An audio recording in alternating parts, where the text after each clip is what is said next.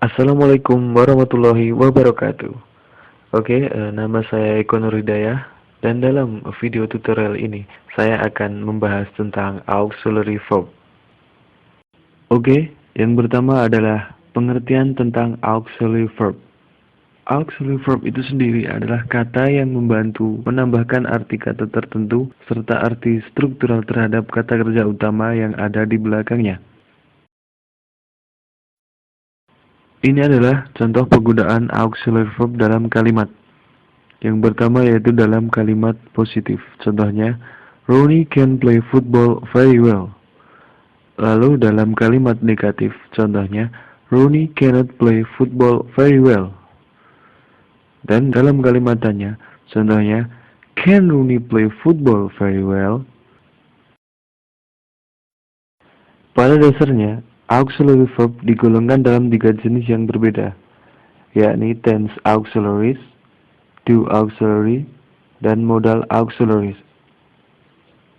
Pembahasan mengenai tense dan do auxiliaries berpangkal pada pemakaian kata kerja bantu itu sendiri dalam struktur kalimat.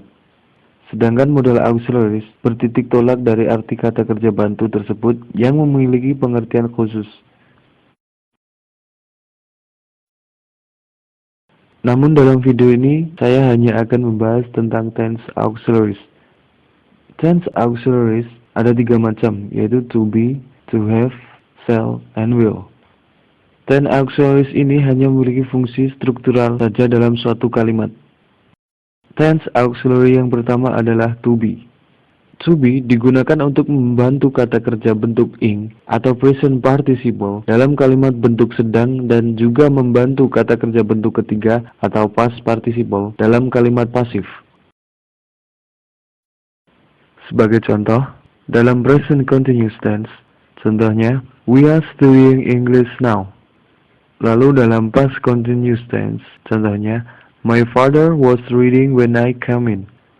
Dan dalam future continuous tense, contohnya, I will be taking a bath tomorrow.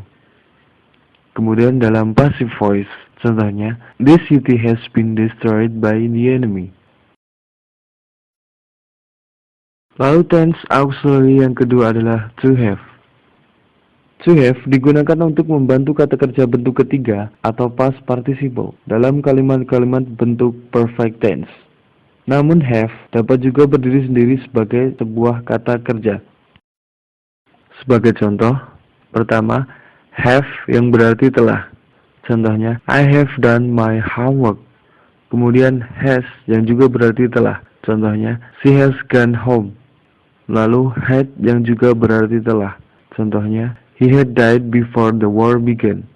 Kemudian yang terakhir adalah have yang berarti mempunyai. Contohnya, I have a beautiful villa in Trades. Kemudian tense auxiliary yang ketiga adalah shall and will. Kata kerja bantu ini secara khusus digunakan untuk membantu kata kerja asal atau infinitif dalam kalimat bentuk akan datang atau future tense.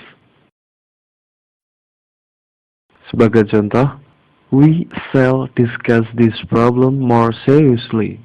Kemudian, I will visit my uncle in Jakarta next week. Lalu, that young man will get married next month.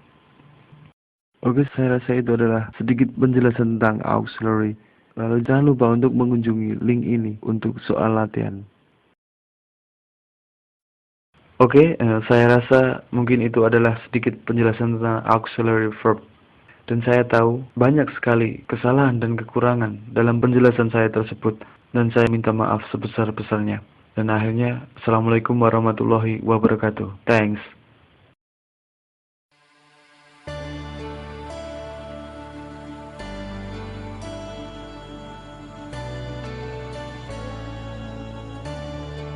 Hey there now, where'd you go? You left me here so unexpected.